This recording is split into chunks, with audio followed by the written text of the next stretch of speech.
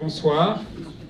Bienvenue à cette première rencontre de Swiss Medculture de l'année 2025. Ce soir, nous avons le plaisir d'accueillir mon collègue, l'ambassadeur Jean-Daniel Roure, et qui sera en échange avec notre modératrice attitrée, Louisa Bala. Jean-Daniel Roure a publié l'année dernière ce livre, Crimes et tremblements d'une guerre froide à l'autre au service de la paix et de la justice, qui retrace son parcours de diplomate de la fin des années 90 jusqu'à 2023. C'est tout le contraire d'une biographie traditionnelle, d'une autobiographie traditionnelle d'un diplomate ou d'un manuel diplomatique. Ça se lit comme un roman. C'est plein d'anecdotes, de rebondissements, c'est vraiment passionnant. Donc je vous conseille vraiment de lire cet ouvrage. Et puis ce qui est particulièrement intéressant, c'est que il met en lumière ce qu'un diplomate suisse, de notre génération en tout cas, a fait, ses activités au service d'une Suisse, si vous voulez, promotrice de la paix, d'une Suisse qui a comme vocation de construire des passerelles, de construire des ponts, d'une Suisse qui est médiatrice dans la tradition qu'on connaît depuis plusieurs siècles, et puis d'une Suisse qui défend le droit humanitaire, qui défend certaines valeurs. Donc tout le parcours de Jean-Daniel, disons, peut se comprendre à travers, si vous voulez, ce cadre. Il est né dans le Jura bernois, près de Moutier, et comme enfant, il a vraiment vécu le conflit jurassien dans sa famille même, il le raconte d'ailleurs dans le livre, et puis ça l'a stimulé pour, si vous voulez, toujours stimuler son désir de paix, son désir de tolérance et son désir de dialogue. C'est lui-même qui le dit.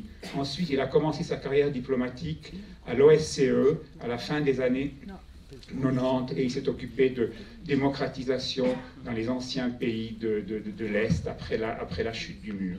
Ensuite, pendant quelques années, il a été le collaborateur personnel de Carla Del Ponte, qui est procureur au tribunal international pour les crimes de l'ex-Yougoslavie. Et puis, comme ambassadeur, il a été en poste en Serbie, en Turquie et en Israël. Il a aussi été le représentant de la chef du département au Moyen-Orient, et en cette capacité, on a beaucoup travaillé ensemble au Liban. Et puis, il est aussi familier de l'Ukraine, de la Russie. Donc, ça sera, je suis sûr, un échange passionnant. Et c'est un témoin tout à fait privilégié de ce que la Suisse fait dans le monde, et puis de ce qui se passe aujourd'hui. Donc, sans plus tarder, je laisse la parole à Jean-Daniel et à Louisa. Voilà, bonne soirée, merci d'être là et bonne année.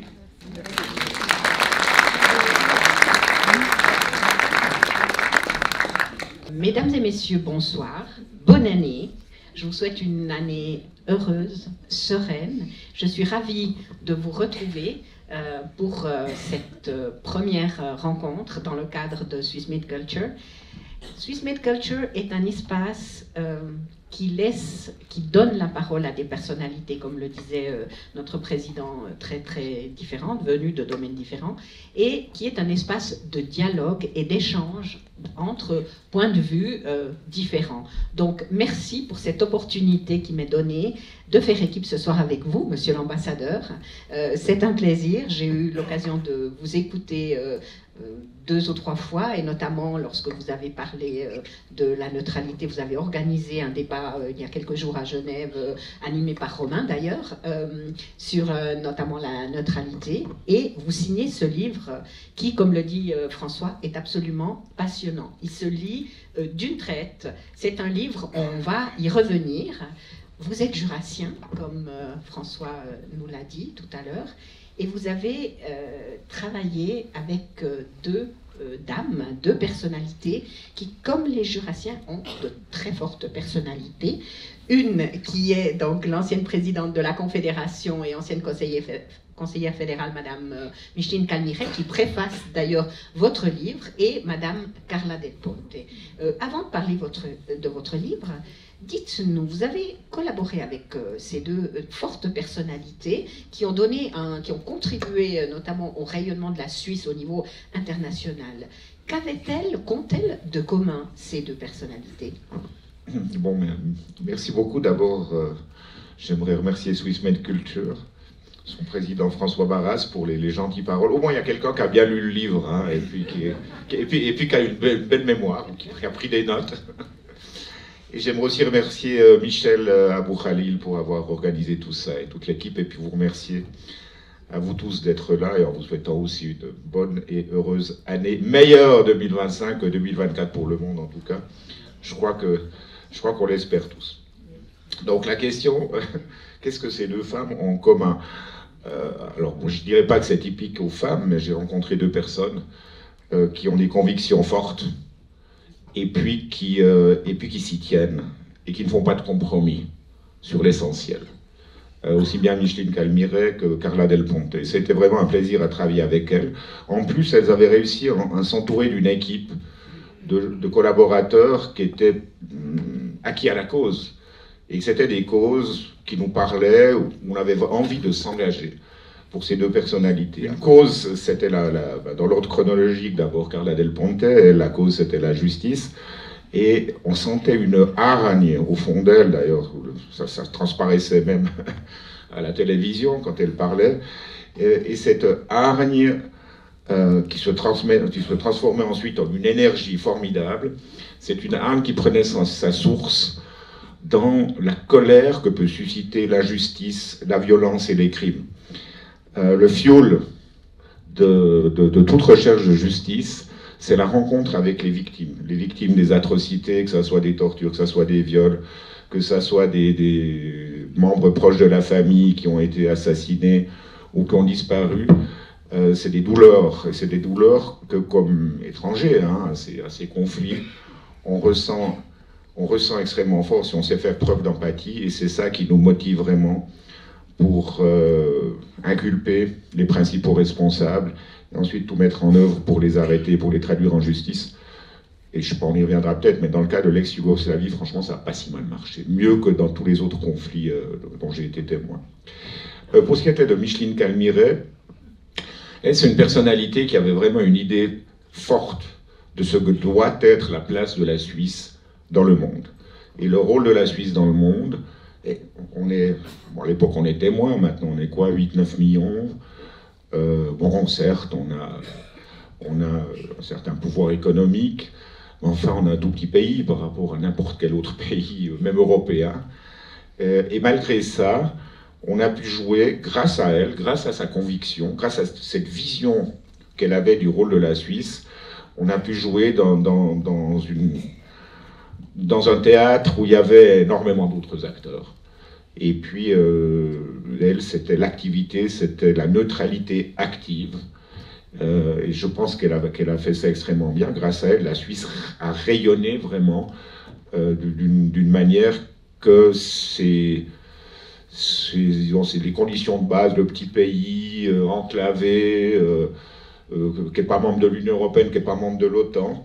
Je pense qu'on ne peut pas atteindre ce niveau de rayonnement, d'impact dans le monde sans ces convictions. Et j'aimerais rajouter quelque chose. Moi, j'aime beaucoup le concept de soft power, la puissance douce.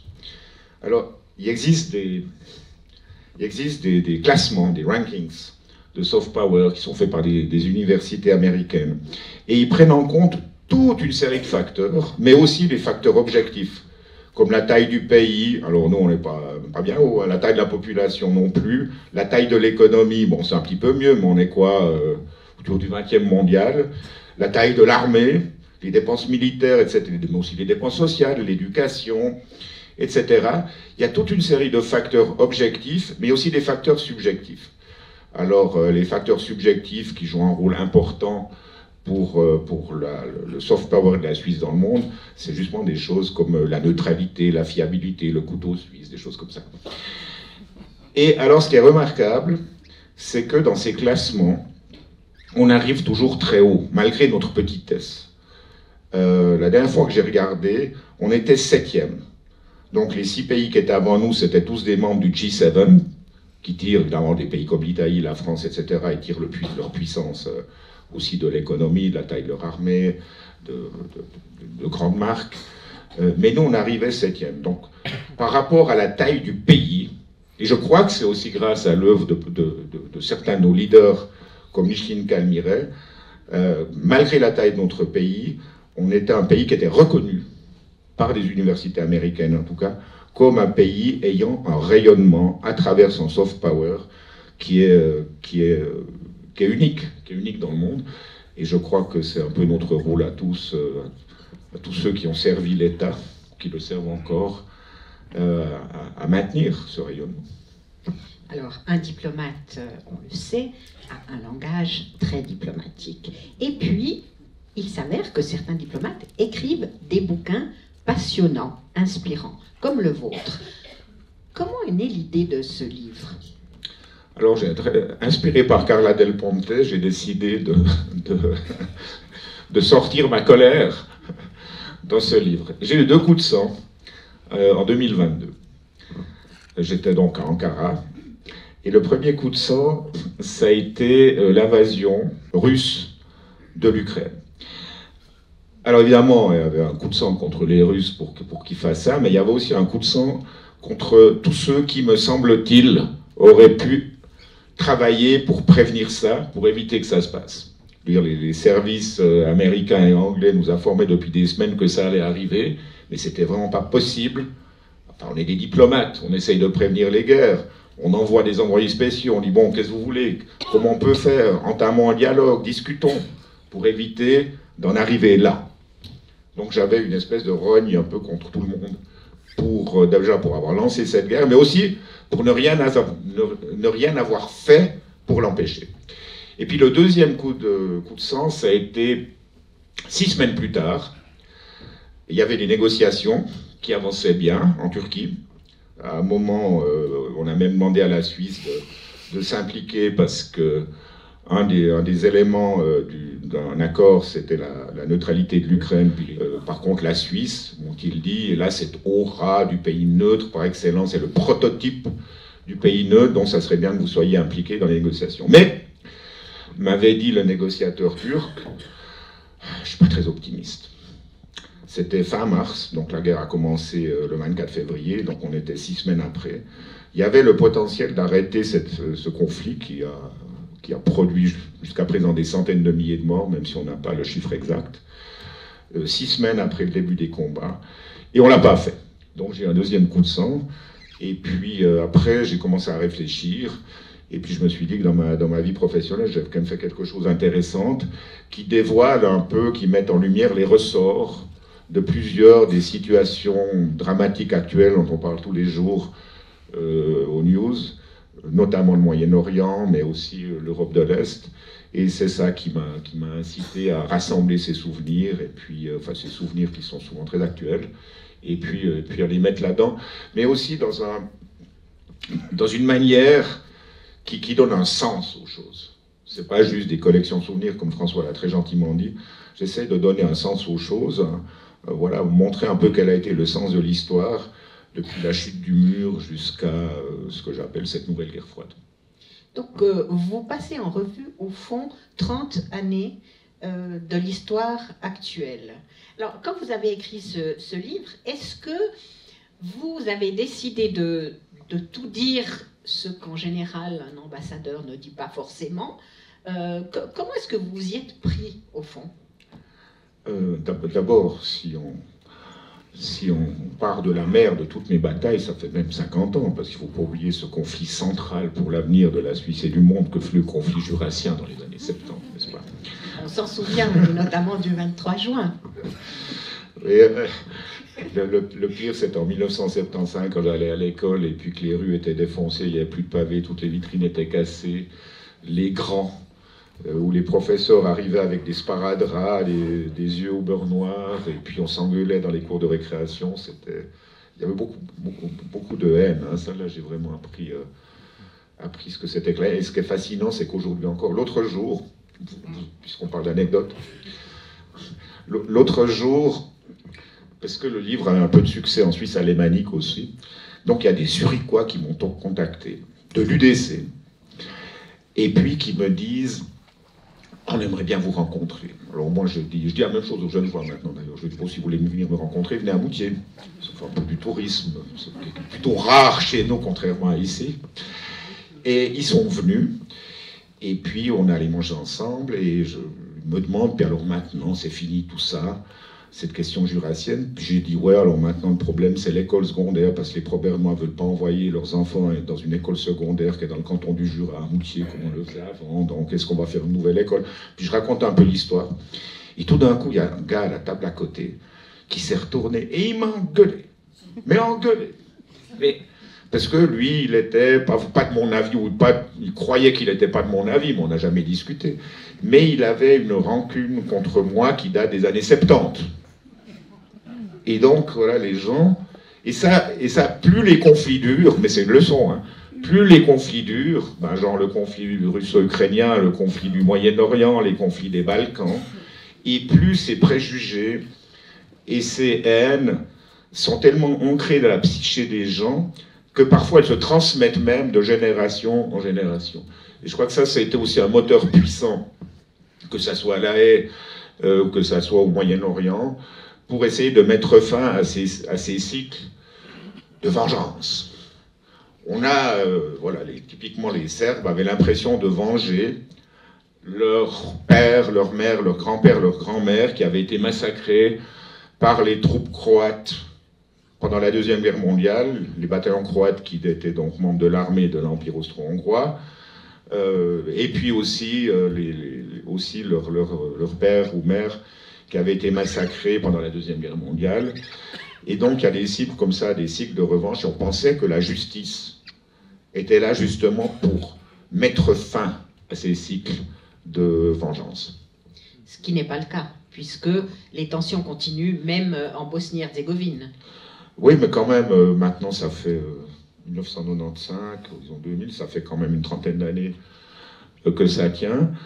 Et vous savez, le problème qu'on a eu, peut-être qu'on a été trop rapide à faire des élections, parce que ça a permis à ceux qui sont au pouvoir, qui étaient donc des nationalistes, hein, qui étaient les seigneurs de la guerre, de consolider leur pouvoir. Et nulle part dans la région, à part peut-être la Serbie, il y a eu des vrais changements d'équipe au pouvoir, qui ont eu une attitude beaucoup plus ouverte vis-à-vis de leurs voisins, et qui n'ont pas utilisé l'argument nationaliste et populiste, hein, pour se mettre au pouvoir et arriver au pouvoir. Donc moi je vois ça plutôt comme un peu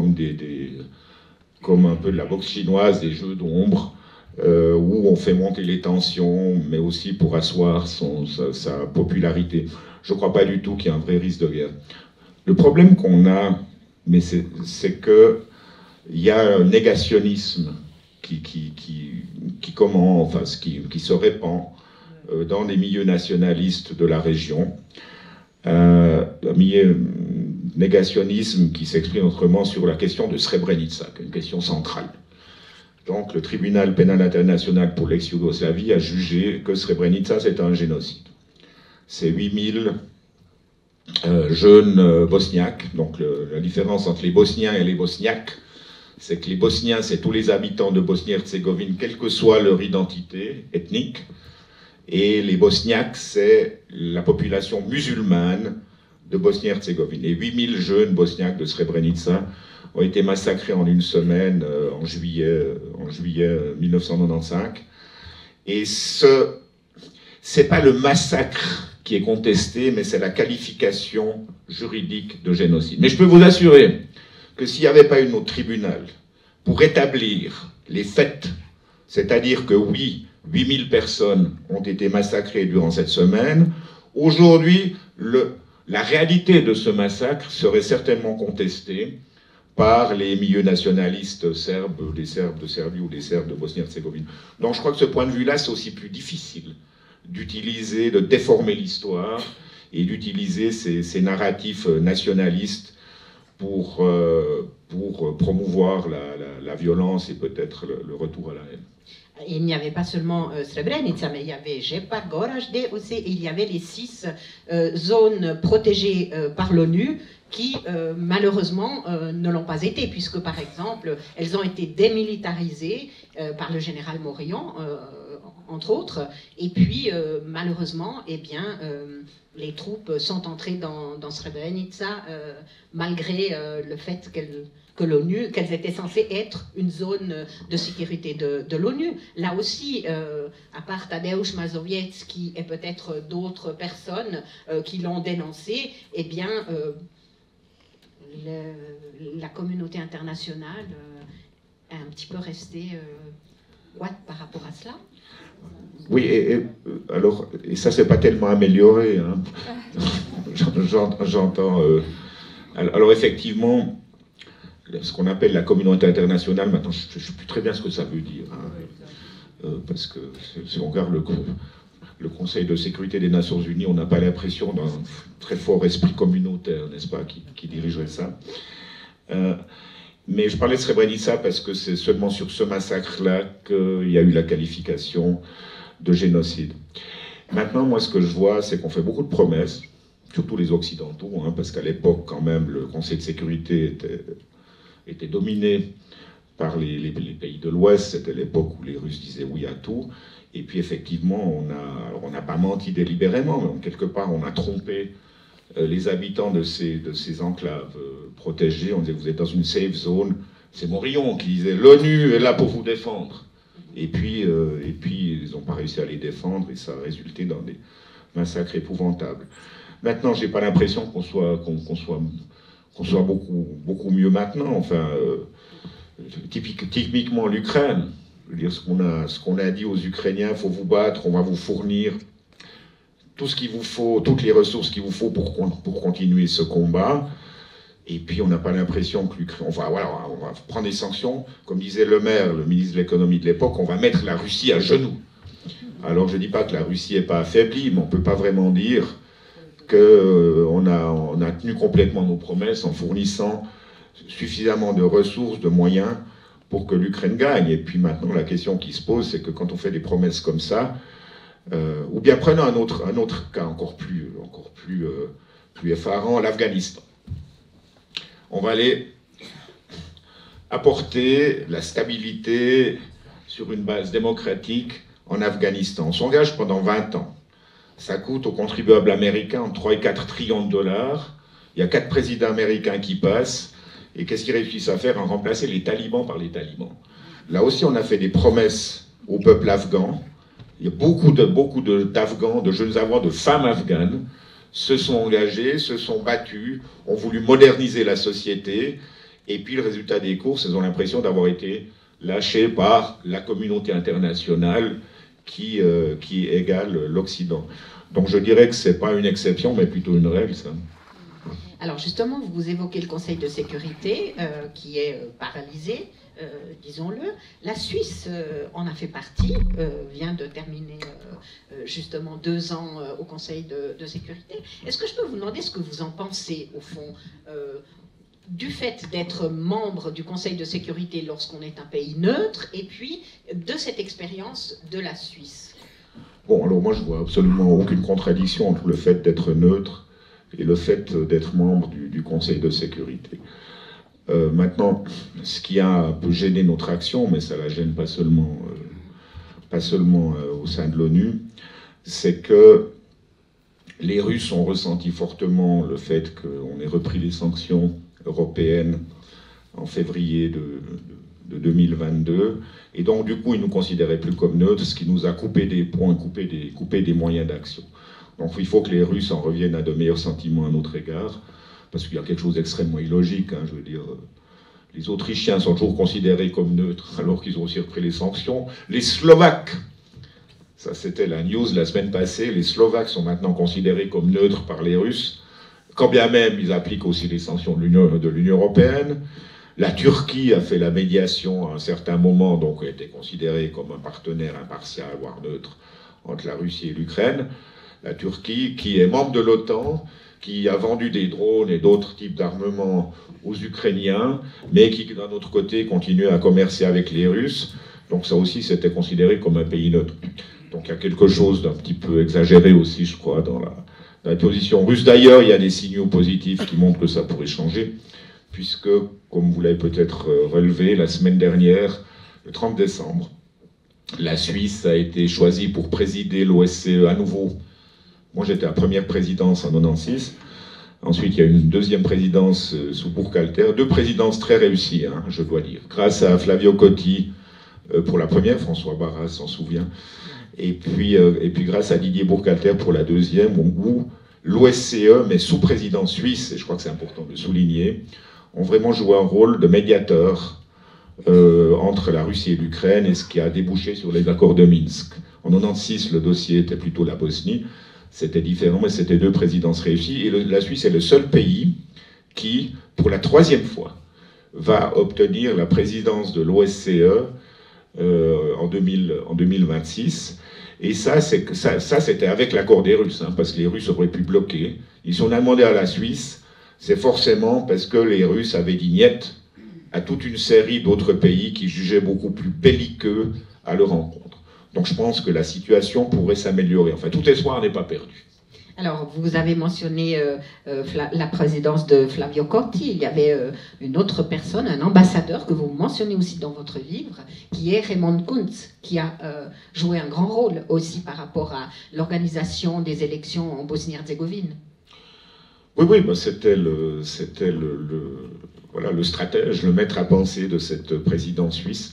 Moi, j'ai bien aimé Raymond Kuntz. C'était vraiment un de ces diplomates hyper pragmatique, mais qui avait envie de faire quelque chose, et d'être actif, et de faire bouger les choses. Alors je me suis retrouvé à Belgrade, pour parler de Raymond Kuntz, hein, quelques années plus tard, quand ça commençait à fermenter, on était au début 2000, et puis on sentait qu'il y avait une révolution dans l'air, que Slobodan Milošević, qui était donc inculpé par le tribunal, qui était président de la Serbie, et qui était inculpé par le tribunal, que son pouvoir vacillait. Et puis il y avait toute une série d'ONG, notamment des ONG estudiantines, 75 000 membres hein, pour une ONG estudiantine, qui multipliait les actions assez amusantes d'ailleurs, pour essayer de déstabiliser le régime. Et puis j'ai dit à Raymond, écoute, il y a quelque chose qui se passe ici, il faut qu'on soit dans le trend. Est-ce que tu n'aurais pas un peu d'argent, parce qu'il venait de créer un fonds pour la promotion de la démocratie et de la paix. Et puis, à l'époque, ça se passait comme ça. Puis il m'a dit, combien tu veux? Puis j'ai dit, je pourrais de 200, 300 000 Deutschmark, hein, encore, à l'époque 2000. Puis il m'a dit, ouais, ok, tu peux commencer à dépenser demain, mais tu me feras rapport à la fin. Alors, je vous explique qu'aujourd'hui, si vous voulez obtenir 20 francs du même fonds, il vous faut remplir des douzaines de pages de papier qui doivent ensuite être approuvés par toutes sortes de gens. À l'époque, on pouvait agir de manière vraiment pragmatique. Et c'est intéressant ce truc-là, parce que ce que j'ai appris, c'est à quoi ressemblait une révolution de couleurs. Vous savez, on parle beaucoup de ça, les révolutions de couleurs. Et on peut dire que la révolution serbe de 2000, ça a été la première révolution de couleurs. On en reparle aujourd'hui à la faveur des manifestations en Géorgie, où les Russes et une partie du pouvoir géorgien accusent les manifestants, et à travers eux l'Union européenne et les Américains, de vouloir provoquer une nouvelle révolution de couleurs contre les dirigeants géorgiens qui ont gelé le processus d'accession à l'Union européenne et donc sont considérés comme étant pro-russes. Alors les révolutions de couleurs, moi je crois que j'ai vécu la première depuis le centre, vraiment. Et puis quand même, ça a été profitable à la Suisse, puisque la Serbie ensuite a rejoint un autre groupe au Fonds monétaire international et à la Banque mondiale. En partie parce qu'on avait aussi soutenu une organisation qui préparait la transition économique et que ça nous intéressait. Et c'est aussi en partie pour ça qu'on a pu garder notre siège de gouverneur à la Banque mondiale et au Fonds monétaire international. Donc il y a certains investissements, même dans des révolutions, qui payent.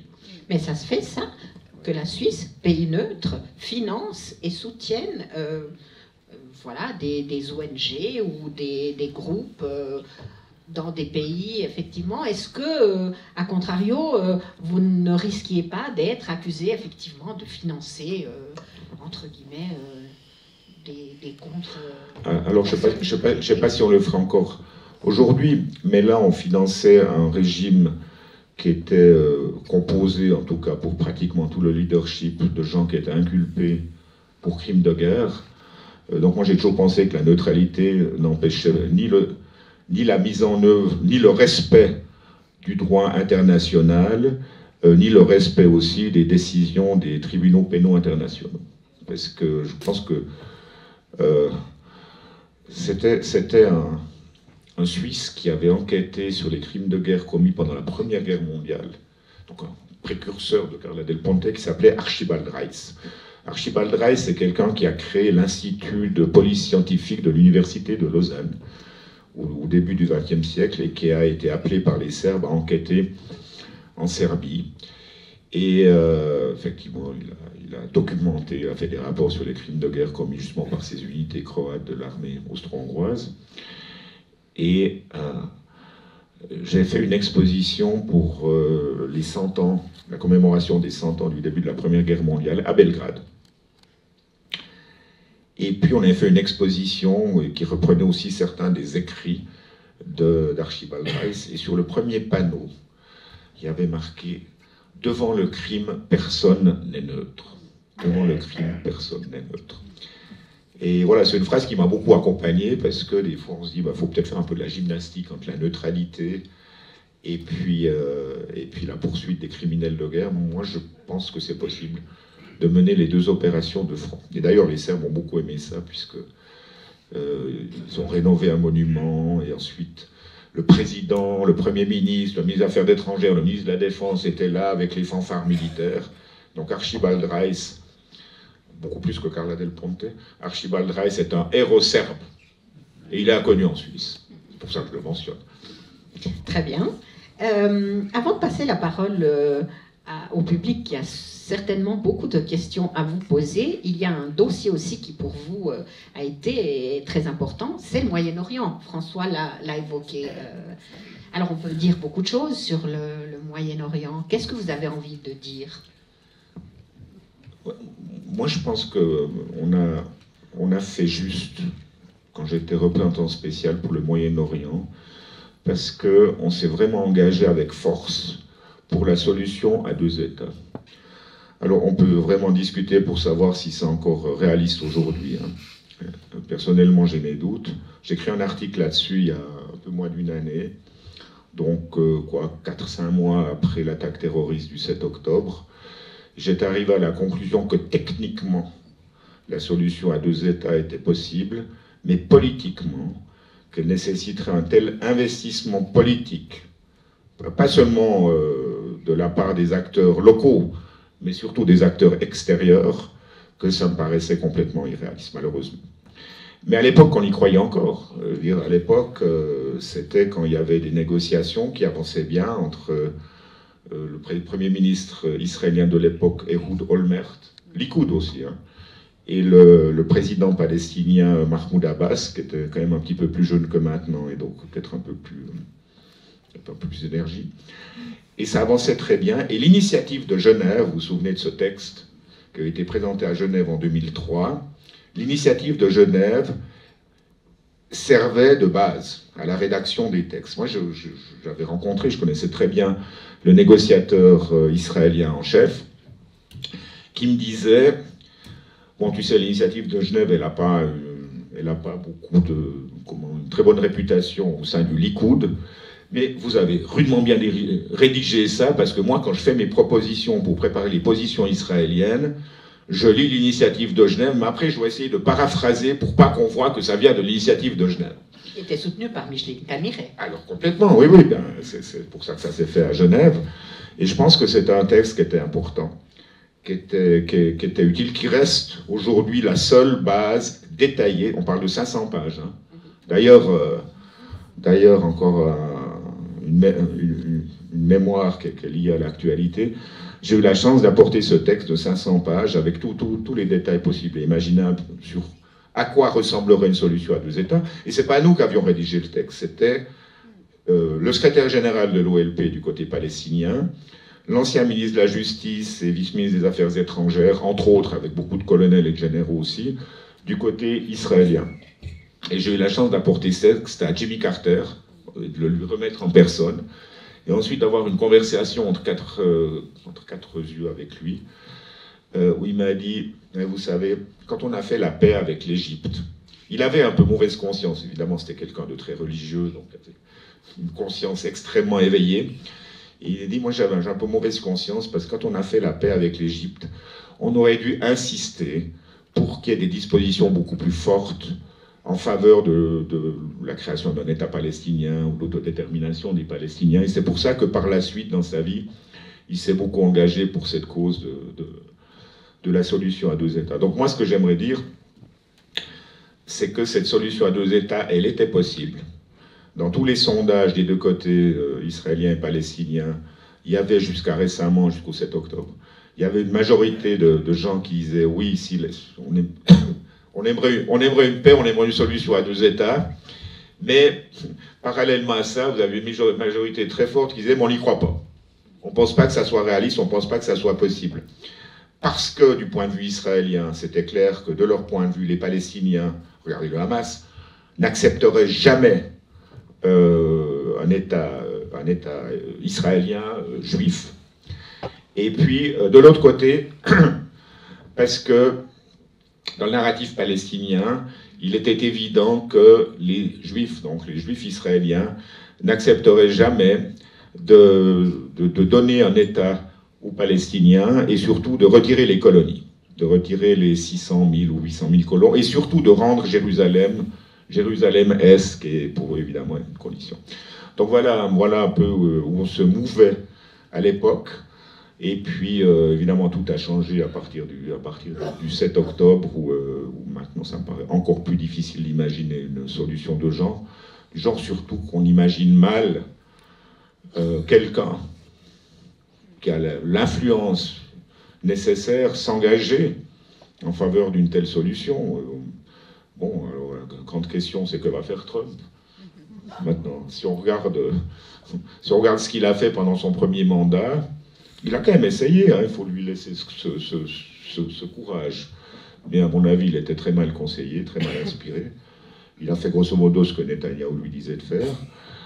Et puis maintenant, si on regarde le casting de Trump sur le Moyen-Orient, c'est pas très prometteur. J'ai envie de vous demander quels sont vos défis, monsieur l'ambassadeur, aujourd'hui? Les défis, c'est les mêmes défis que tout le monde. Faut mettre la soupe sur la table tous les jours et puis payer les factures à la fin du mois. Non mais j'aimerais vous parler d'un projet qui me tient beaucoup à cœur parce que comme François, moi je crois beaucoup. Je pense que la neutralité suisse, c'est quelque chose d'existentiel, c'est quelque chose qui fait partie de notre ADN, qui est considéré par beaucoup de Suisses, dans toute la Suisse, hein, que ce soit la partie tessinoise, la partie germanophone, la nôtre ici, comme un facteur identitaire extrêmement important. Et avec quelques amis, on a créé un centre de Genève pour la neutralité qui est encore en train de se former gentiment.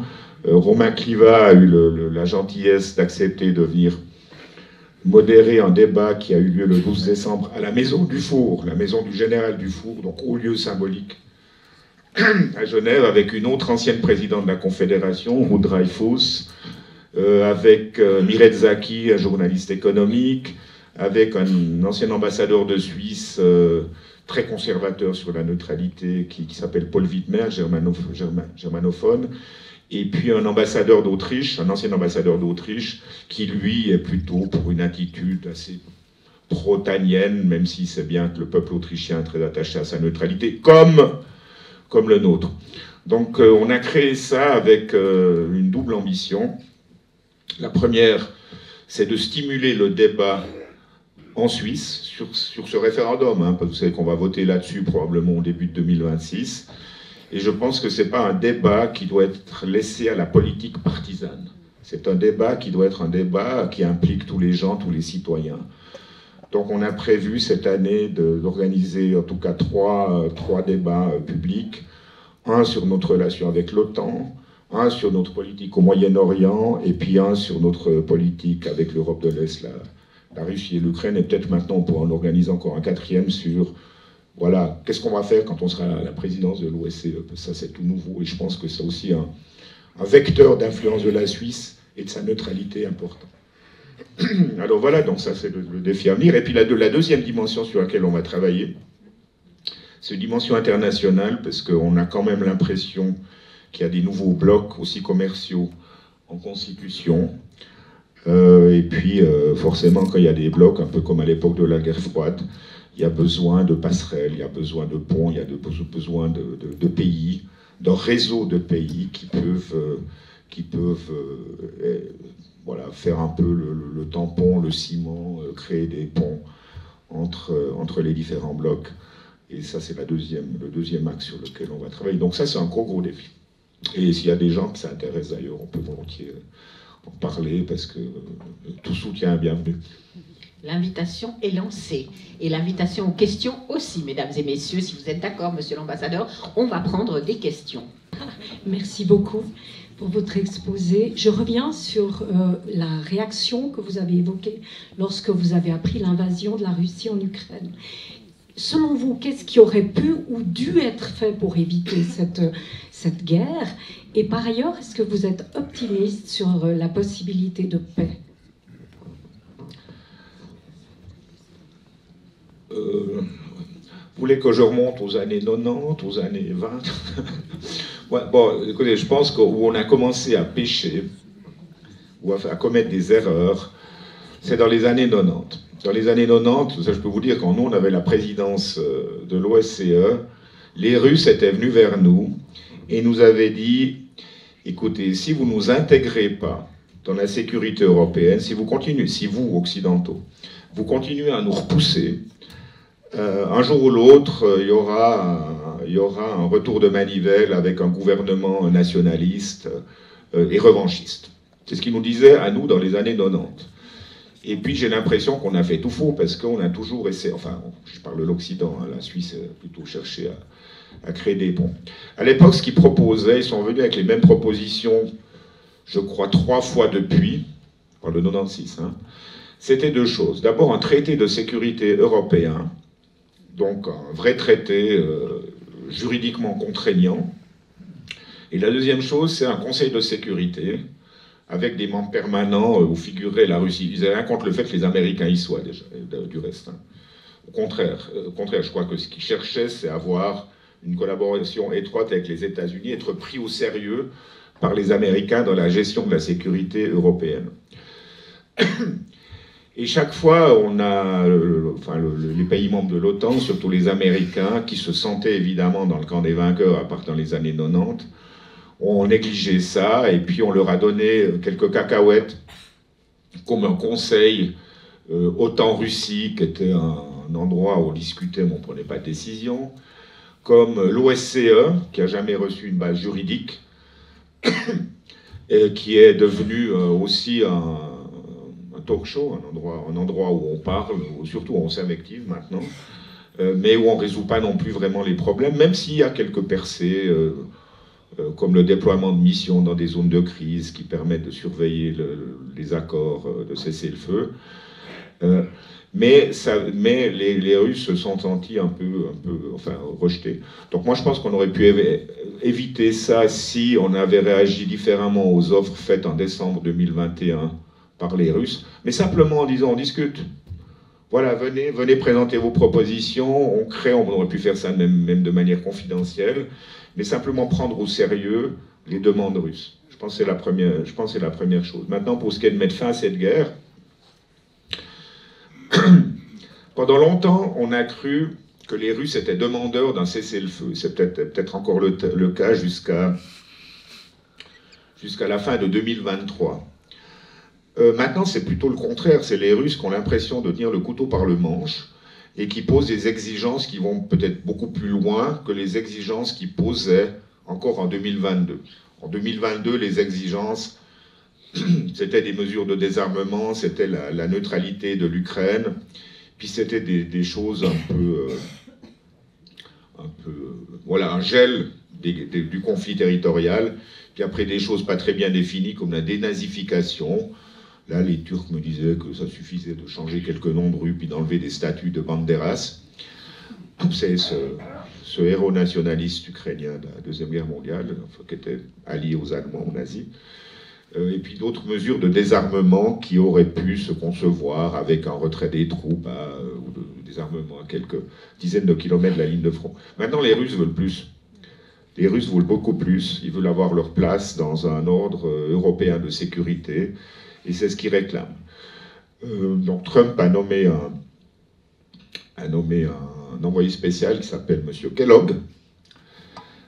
Et M. Kellogg n'a pas vraiment compris que les Russes veulent plus. Donc il y a eu quelques mises au point de la part du ministre Lavrov ces derniers temps en disant « Non, non, c'est pas ce que vous croyez. Croyez pas qu'il y aura un cessez-le-feu sur la ligne de front. On en revient à nos exigences maximales maintenant. » Alors bon, Trump aime à dire qu'il est le roi de l'art du deal. Il faudra vraiment qu'il utilise tout son art pour arrêter cette guerre, parce que je suis assez convaincu que dans sa logique à lui, par rapport aux promesses qu'il a faites à son électorat, continuer à distribuer les milliards à l'Ukraine, c'est pas dans la logique. C'est pas dans la logique de ce qu'il va faire. Et puis pour ça, il y a deux solutions. Soit on fait un deal avec les Russes, et puis les combats s'arrêtent, ou bien on laisse le fardeau aux Européens. Ou on demande aux Européens d'augmenter leur contribution, ce qui va poser des gros problèmes à l'Europe, à mon avis. Bonsoir, monsieur l'ambassadeur. Vous avez une vision, à vous écouter, qui est un peu une neutralité offensive. Dans cet esprit de neutralité offensive, est-ce qu'on pourrait imaginer de voir la Suisse intégrer des bataillons militaires de forces d'imposition de l'ONU dans des zones de conflit? Alors moi, je ne veux offenser personne, hein, surtout pas. Donc si c'est une neutralité offensive, c'est plutôt au sens de neutralité créative, neutralité engagée. Dans ce contexte-là, j'ai pas l'impression qu'il y a une majorité au Parlement suisse pour engager des forces dans des missions de combat. Hein. Donc ça m'étonnerait un petit peu. Mais du point de vue de la neutralité, je vois a priori rien qui s'oppose à un engagement de bataillons suisses dans des forces d'interposition de l'ONU. Il y a deux problèmes. D'abord, ces bataillons n'existent pas, donc il faudra les former et les créer. Et puis le deuxième problème, c'est que pour le moment, il n'existe plus de forces d'interposition de l'ONU qui pourraient être dotées d'un mandat d'usage de la force. Oui, la question est plutôt théorique. A priori, moi je dirais oui.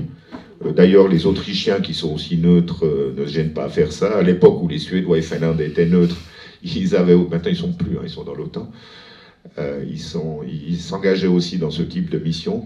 Donc je ne vois pas pourquoi la Suisse ne devrait pas le faire. En plus, ça serait la bonne formation pour nos troupes. Moi, je préférerais franchement les voir participer à des missions de ce type, plutôt que de les voir s'entraîner avec des pays membres de l'OTAN dans des missions article 5, donc dans des missions où on se prépare une invasion russe, où là je trouve qu'on franchit certaines limites qui ne sont pas nécessaires. Merci.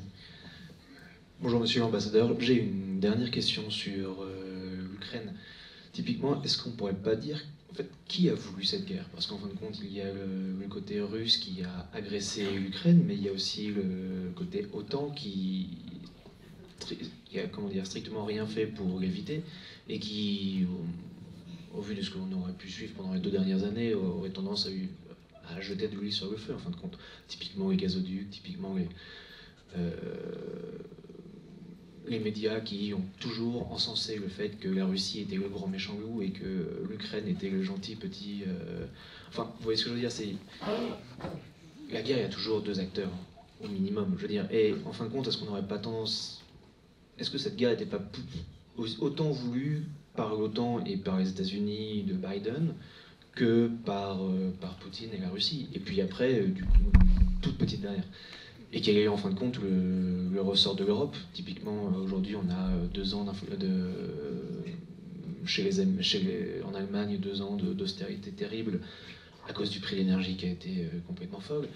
Est-ce qu'en fin de compte, c'est pas une manière de dire bon, bah, l'Europe, on les sacrifie parce que c'est bien pratique, et puis les États-Unis reprennent un petit côté de puissance Bon, alors d'abord, Il nous a fallu 100 ans pour comprendre les causes profondes de la Première Guerre mondiale, donc je pense que c'est encore un peu trop tôt pour comprendre vraiment ce qui s'est passé. Et s'il y avait un plan machiavélique américain pour reprendre le contrôle de l'Europe, affaiblir la Russie, etc. Moi, j'en sais rien, et je me méfie évidemment de ce genre de théories tant qu'elles ne sont pas étayées par des preuves vraiment solides.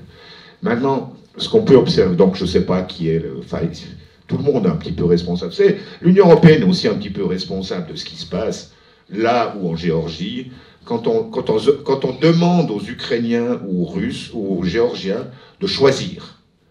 Voilà. Si vous voulez vous rapprocher de l'Union européenne, vous devez couper vos liens ou certains de vos liens économiques avec la Russie. C'est ce que l'Union européenne demande à des pays comme la Géorgie et l'Ukraine. Moi, je trouve ça quelque chose d'un petit peu immoral. Ces pays sont évidemment dans des positions difficiles, des pays charnières entre l'Europe de l'Ouest et la Russie. Et puis, il faut respecter aussi que des pays comme la Moldavie, comme la Géorgie, l'Ukraine maintenant est complètement divisée, mais la Géorgie, ce sont des pays qui sont profondément tiraillés de par leur position géographique, mais de par leurs liens personnels, leurs liens familiaux, les liens économiques, et ça c'est quelque chose que nous on doit aussi respecter.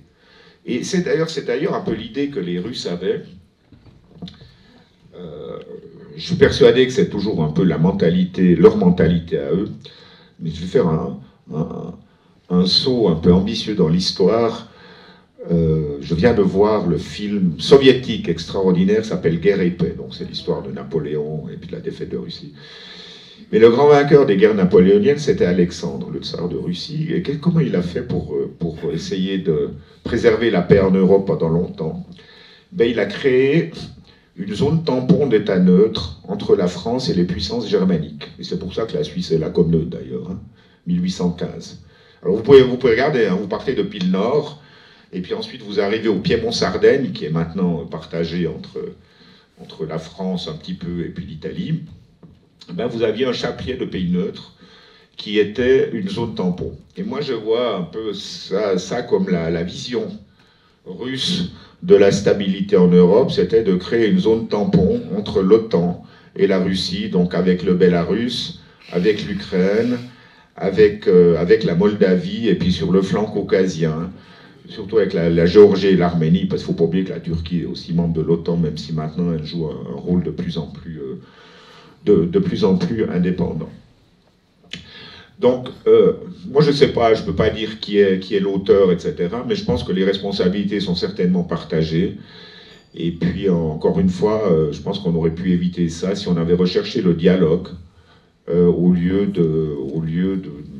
d'imposer certaines choses, comme lors de la révolution de Maïdan en 2014, et puis ensuite n'avoir jamais pris, et ça même Merkel et Hollande en conviennent, n'avoir jamais pris la mise en œuvre des accords négociés en 2014 pour geler ce conflit, c'est-à-dire les accords de Minsk, n'ont jamais été mis en œuvre de manière sérieuse et conséquente, par aucune des parties d'ailleurs, et personne n'a vraiment fait ce qu'il fallait pour le faire. Donc voilà, moi je pense que si on avait créé des canaux de dialogue, des canaux de communication, écouter les gens, essayer de se mettre d'accord au moins sur certains grands thèmes qui devraient nous occuper dans les prochaines années, qui pourraient d'ailleurs servir d'agenda à la Suisse, les grands thèmes qui concernent tout le monde, c'est, à mon avis, un jour ou l'autre, on devra en revenir à des accords de désarmement en Europe. On n'a plus d'accord de désarmement conventionnel en Europe. Toute l'architecture des accords bilatéraux de sécurité nucléaire entre l'Union soviétique puis la Russie et les États-Unis ont été démantelés l'un après l'autre. Et là, les responsabilités sont partagées aussi. On est à la merci d'une erreur, en plus avec l'irruption de l'intelligence artificielle dans les systèmes de commandement et de contrôle des armements nucléaires, le risque d'une conflagration nucléaire complètement involontaire et sans même intervention humaine est devenu très grand. Vous savez, un missile déployé sur sol ukrainien, par exemple, atteint Moscou, avec ou sans tête nucléaire, en 2 minutes. c'est humainement impossible d'avoir tous les systèmes de feu vert, de clés, en place pour réussir à réagir à cette menace en 2 minutes.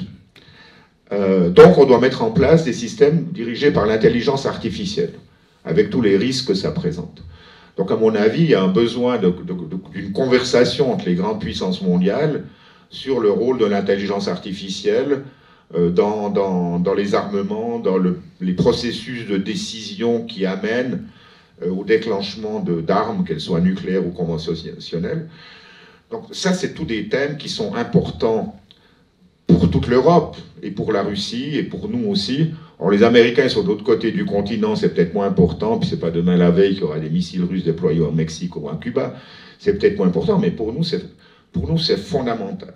Donc je pense qu'on aurait pu, et qu'on devrait encore, définir un agenda avec les Russes, avec l'ensemble des pays européens, un agenda sécuritaire pour l'avenir de l'Europe, dans le sens toute l'Europe, peut-être même un jour avec la Chine, l'Iran, d'autres pays qui sont au seuil nucléaire.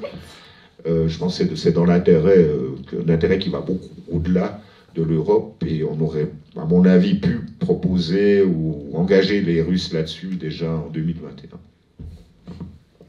Monsieur l'ambassadeur, nous avons une impression, certaines personnes dont je fais partie, ont une impression désagréable qu'en réalité, le théâtre se déplace vers la Chine et la région de la mer de Chine, et qu'en réalité, contrairement à ce que disait notre cher ami, que je ne connais pas, sur la responsabilité de Biden qui aurait voulu la guerre, ça pas du tout.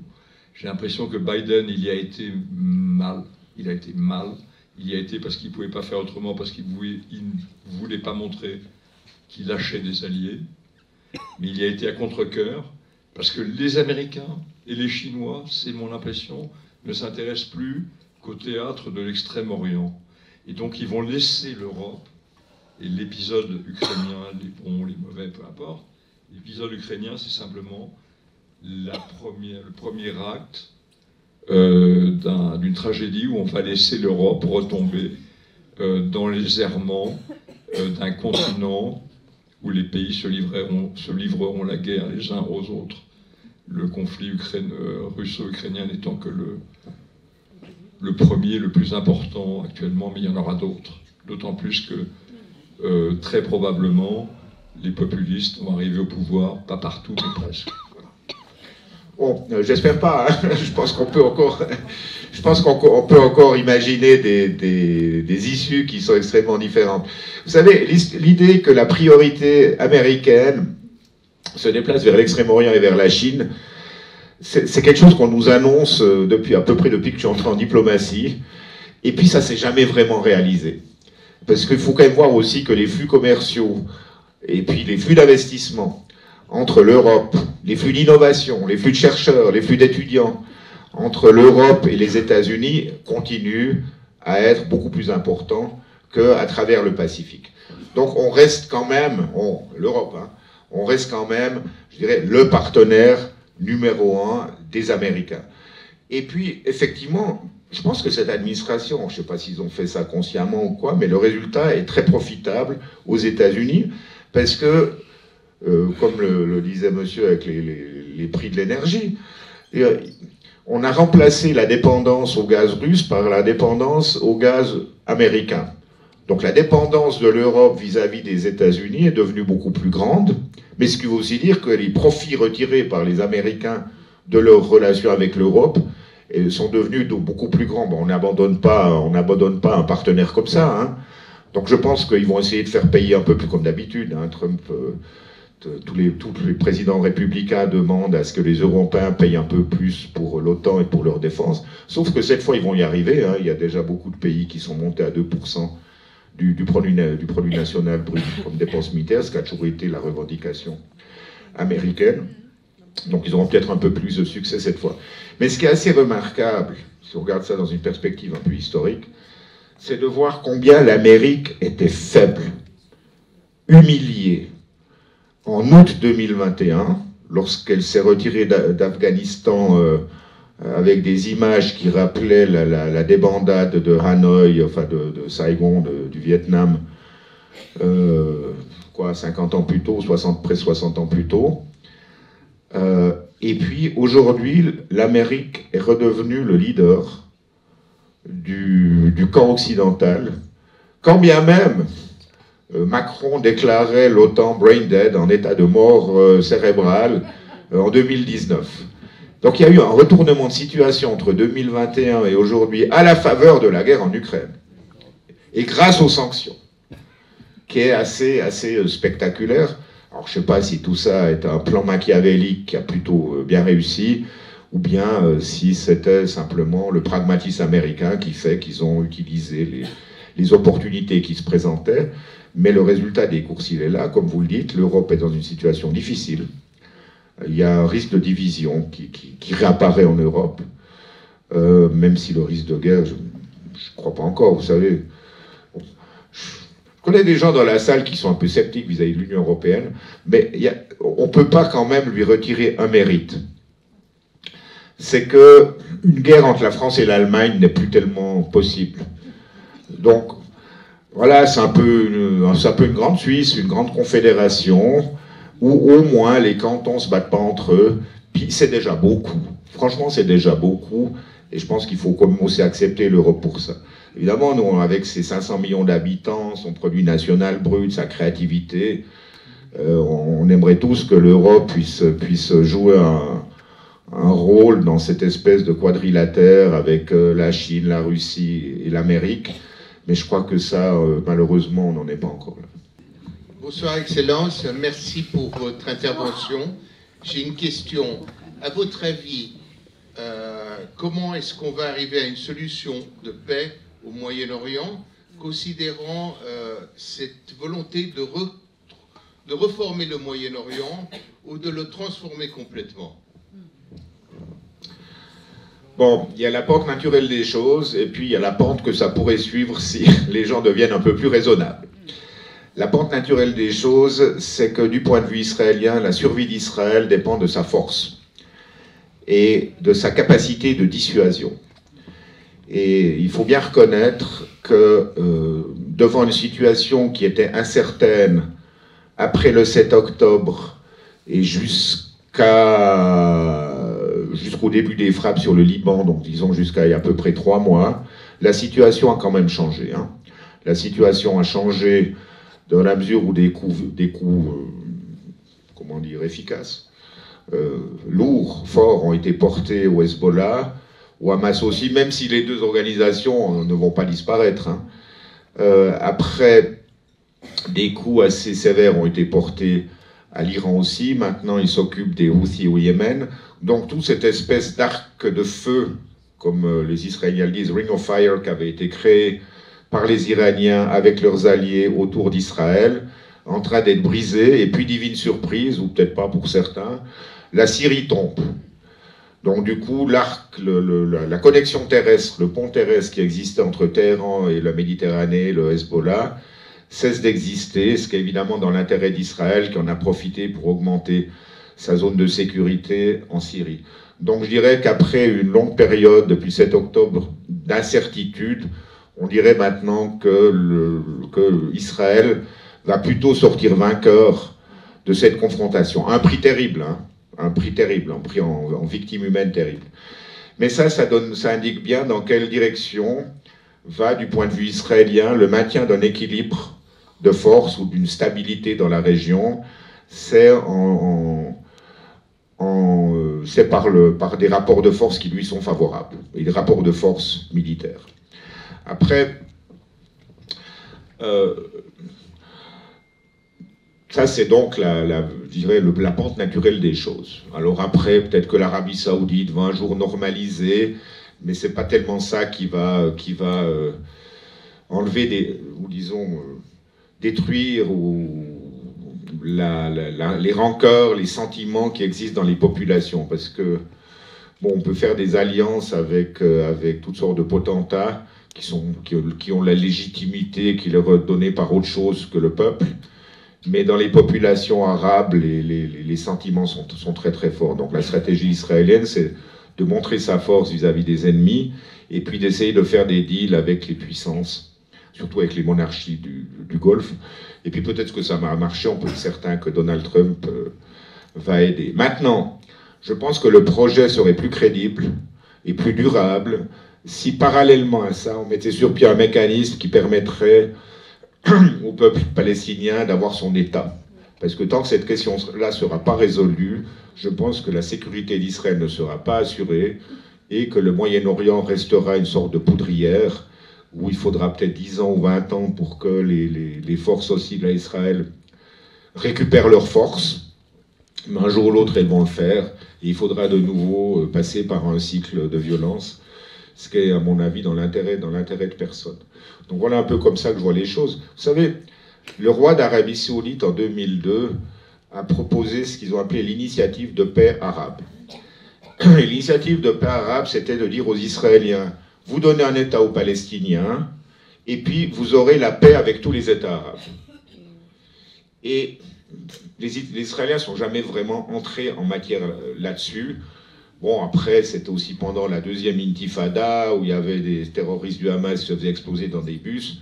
Donc évidemment, il y avait d'autres urgences. Mais peut-être qu'il faudra en revenir à ce modèle de solution qui, elle, serait vraiment durable et qui ferait de cette région, franchement, une des régions les plus prospères du monde, parce que vous avez tout là-bas. Vous avez une population qui est jeune, qui est souvent très bien éduquée, qui est créative. Vous avez un climat qui est extraordinaire. Vous avez des possibilités d'agriculture. Après, vous êtes au carrefour des civilisations. Vous avez le pétrole du Golfe qui pourrait transiter à travers la région, la Turquie, et arriver en Europe en évitant le transport maritime. Donc nous-mêmes, hein, on aura un intérêt à la stabilité là-bas pour pouvoir bénéficier de ça. Vous savez, je vais finir là-dessus, une des dernières fois où j'ai parlé à des étudiants israéliens et palestiniens qui faisaient un cours ensemble dans la vallée du Jourdain, non, c'est pas vrai, c'était dans le Negev du côté israélien. Ils faisaient partie d'un projet qui est soutenu par différentes ONG, dont une grosse ONG suisse qui s'appelle Beit of Hope, ça s'appelle Tech to Peace. L'idée, c'était de mettre ensemble des jeunes chercheurs en high-tech pour les faire développer des projets, donc des projets de start-up ensemble. Puis à un moment, ils m'ont dit, ben alors on va nous parler. Puis je leur ai dit, vous savez, il y a 100 ans en Europe, on aurait eu de la peine à imaginer, ou même il y a 70 ans, on aurait eu de la peine à imaginer qu'un jour on pourrait prendre le train à Paris et puis aller à Varsovie sans devoir montrer son passeport. On espère que ça va continuer, hein, ou à Rome. Eh bien écoutez, moi je crois que la vision qui m'animerait si j'étais à votre place, c'est une vision où on prend le petit déjeuner à Jérusalem, on va déjeuner dans ce pays qui a la meilleure cuisine du Moyen-Orient, qui s'appelle la Syrie à Damas, et je pourrais même vous conseiller le restaurant. Et puis ensuite, le soir, vous allez faire la fête à Beyrouth, qui est évidemment la meilleure nightlife du monde, comme François le sait mieux que personne. Et puis si vous avez encore envie de terminer la nuit en fanfare, ben vous descendez à Tel Aviv, ça doit faire quoi, 3h30 de route, et puis vous continuez la fête, vous prenez le petit déjeuner à Tel Aviv. Voilà, c'est quelque chose qui est possible, et c'est cette vision-là qui, j'espère, pourra un jour se réaliser. Et franchement, rien n'est impossible. Qu'est-ce qu'ils vous ont répondu, les étudiants? Ils n'en revenaient pas.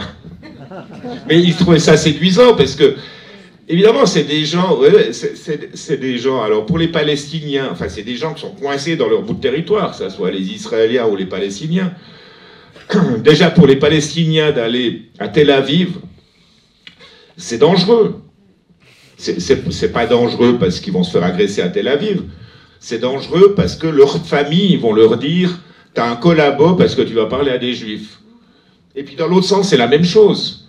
Les familles de certains juifs israéliens, ils n'osent pas aller, alors encore maintenant moins évidemment, mais même à Jérusalem-Est, qui est pourtant annexé par Israël, parce qu'ils vont dire « Ah, qu'est-ce que tu vas parler ?» ou rencontrer des Palestiniens. Qu'est-ce que tu vas parler à ces terroristes? Et c'est pour ça que, d'ailleurs, c'est pour ça qu'on soutenait ce projet. Et alors là, j'aimerais encore dire quelque chose qui va vous convaincre encore plus de l'utilité de la neutralité suisse, parce que ces deux groupes de jeunes qui n'ont rien à cirer de la politique, qui voulaient juste vivre leur vie, même s'il faut collaborer avec l'autre partie, eh ben, il venait à l'ambassade de Suisse. Il venait pas à Tel Aviv, mais il venait à l'ambassade de Suisse. Parce que s'ils disaient à leurs proches, je suis invité à l'ambassade de Suisse, c'était autre chose que de leur dire, je vais à Tel Aviv rencontrer des Israéliens. Et puis même chose pour les Juifs qui disaient, je suis invité à l'ambassade de Suisse. Ah, l'ambassade de Suisse, ça va, c'est neutre, tout ça, c'est réputé, il y a le drapeau suisse qui représente tellement dans beaucoup de pays du monde. Et puis ils venaient là, donc c'était le lieu de rencontre parfait pour ces jeunes. Merci beaucoup pour ce dialogue très intéressant. J'ai une question qui est un peu une question de suivi, en fait. J'aimerais bien t'entendre de manière un peu plus étayée sur le rôle des pays du Golfe, pas seulement l'Arabie Saoudite, mais aussi le Qatar, les Émirats, qui sont aussi médiateurs. Voilà, je reste très ouverte dans la question. Merci. Bon, je veux dire que c'est là, dans le cadre de mon projet de Centre de Genève pour la neutralité, s'il y a des pays avec lesquels je trouverais intéressant de tisser des liens, c'est le Qatar. D'ailleurs, la Suisse officielle s'y emploie. Hein. C'est le Qatar, et puis Oman aussi. Oman et peut-être aussi les Émirats arabes unis. J'essaierai aussi d'inciter l'Arabie saoudite à prendre un rôle beaucoup plus actif. Parce que, si je comprends bien, mais il y a d'autres qui connaissent ça mieux que moi ici, si je comprends bien le fonctionnement des sociétés du Golfe, vous avez le grand frère, ou celui qui se considère comme le grand frère, qui est l'Arabie saoudite, et puis les autres, c'est un peu des petits frères turbulents, qui cherchent leur autonomie, qui cherchent à faire des choses, mais le cœur de la région, c'est l'Arabie saoudite, avec sa population, avec ses réserves de pétrole, avec son économie, avec ses grandes visions de Mohammed bin Salman. Donc la clé, elle est vraiment à Riyad pour moi, hein, et les autres vont s'aligner. Alors les autres, les Émiratis et les Qataris, eux aussi, ils jouent un peu au-dessus de leur ligue, comme nous, on a pu jouer au-dessus de nos ligues à une certaine période, pas pour les mêmes raisons, mais ils ont acquis quand même une très grande crédibilité. C'est quand même fascinant de voir que les échanges de prisonniers entre Russes et Ukrainiens font l'objet de médiation des Émirats arabes unis. Alors comment ils font ça? Pourquoi? J'en sais rien. Je sais que leur médiation, c'est souvent aussi la médiation du carnet de chèques, mais bon, en l'occurrence, ça marche. Le Qatar. Donc le Qatar continue à avoir des liens avec le Hamas. C'est assez naturel que ce soit le Qatar qui fasse le lien avec le Hamas. Mais ce qui a été fascinant pendant une dizaine d'années, c'est que en fait, les Israéliens, et avec le soutien américain évidemment, demandaient au Qatar d'assurer la stabilité dans la région en payant le Hamas. Il faut voir, hein, j'étais en Israël à ce moment-là, on voyait débarquer l'envoyé spécial qatari dans des vols spéciaux à Ben Gourion avec des sacs de billets, de dollars. Hein. Ensuite, il y avait des voitures de l'armée israélienne qui transportaient l'envoyé spécial avec les sacs de dollars en cash jusqu'au point de passage de Eretz, où là, de l'autre côté, il était reçu par les gens du Hamas. Puis ensuite, bon, on ne sait pas trop ce qui se passait avec l'argent, 30 millions hein, par mois. Mais alors, ce qu'on nous disait, c'est en partie vrai, sûrement pas complètement, c'est qu'ensuite, cet argent était déposé à la poste. Et puis là, les gens venaient chercher leur rente, surtout pour les familles les plus faibles, les plus démunies, et ils recevaient 100 $ par mois comme ça à la poste, de la part des fonctionnaires de poste qui n'étaient pas nécessairement des gens du Hamas. Et c'est le Qatar qui acceptait de jouer ce rôle-là pour justement, on ne peut pas dire autrement que d'acheter la paix. Mais visiblement, enfin, on a vu le 7 octobre que cette manière de manager le conflit, de gérer le conflit plutôt que d'essayer de le résoudre, eh ben, ça n'a pas porté les fruits qu'on voulait. Merci beaucoup. Un petit souvenir de Swiss Med Culture pour vous remercier pour cette belle conférence avec votre nom gravé sur une de nos ongles.